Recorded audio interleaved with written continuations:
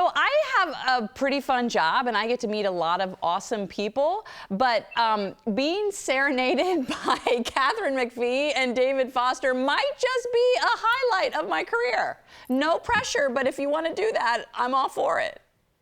Well, good morning, Holly. What would you like to hear? What song? You might actually get serenaded by our 14-month-old rather than us, yeah. Since he's screaming in the background. Oh my gosh, I love it.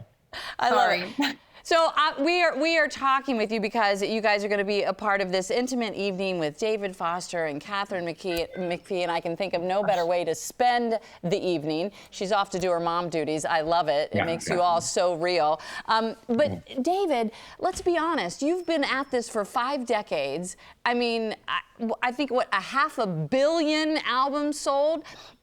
At what point do you ever get tired of it? Or is it's just what you do?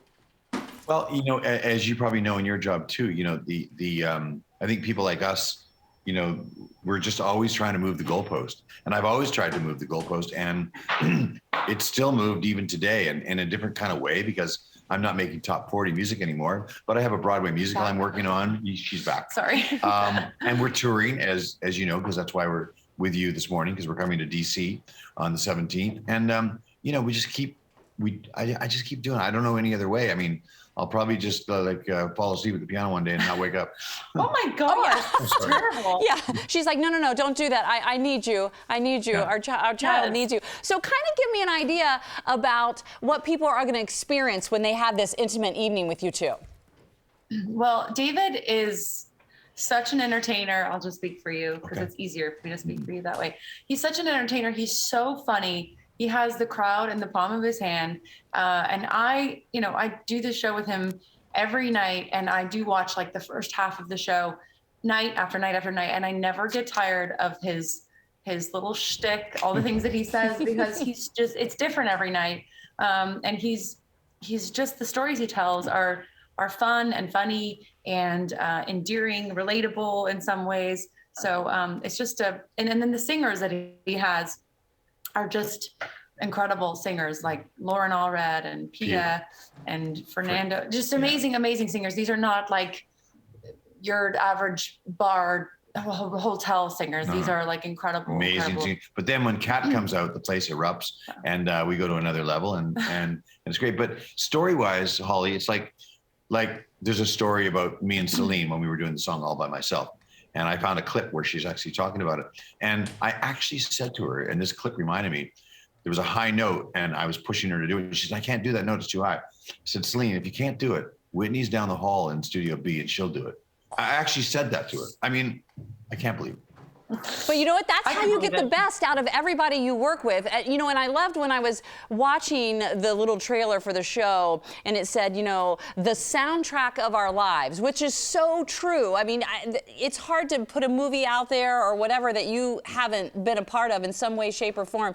But is there some song that really just has like the most special place in your heart, or some body that you've worked with? Let's just set Katharine aside. It goes without saying she's number one.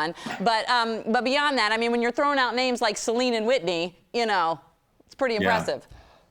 I mean, it's dotted in my head, you know. I mean, there was Natalie Cole, who was amazing. Then Whitney, of course, who's just almost, you know, you can't say enough great things about her. Celine was sort of my favorite because she just could do anything I asked of her.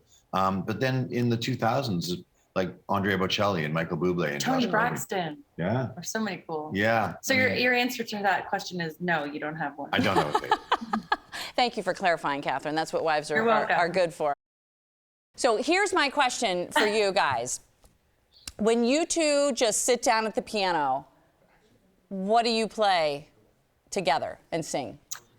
Mostly, the only time that he sits down and plays when he's waiting for me to get ready, like if we're going to dinner, he'll just come and sit on the piano and write. But mostly it's like him sitting on the piano and he's like, please come over here and help me with this song I'm trying to write. Yeah, and I'll just be his little demo singer. But there's songs like we'll sit and we'll go, like our latest song that we play a lot, or that I play a lot, is I'll be seeing you in all the old familiar places that this heart of mine embraces all day through. a So little we'll just- early. Ooh. Yeah. Woo. We'll just sit and do stuff like that. Like most couples do. Oh Yeah. no, only couples that have someone with 47 Grammy nominations and 16 Grammys. That's how it works. Hey, listen, That's I got your my cue. dream. That's my cue. That's Wait, my that's her cue. cue. There you go. Dun, You just dun, get to dun. be reminded on a daily basis when you stare at me in the morning just how few of them I have myself.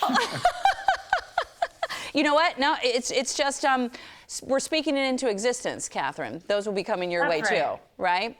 And we're so No, I'm happy that fine you with two this are being- coming our way here to the DC area. We look forward to it. Thanks so much. We know you're a busy family and busy with work and just parenting, and we appreciate you. You took the time this morning. Really, it was great.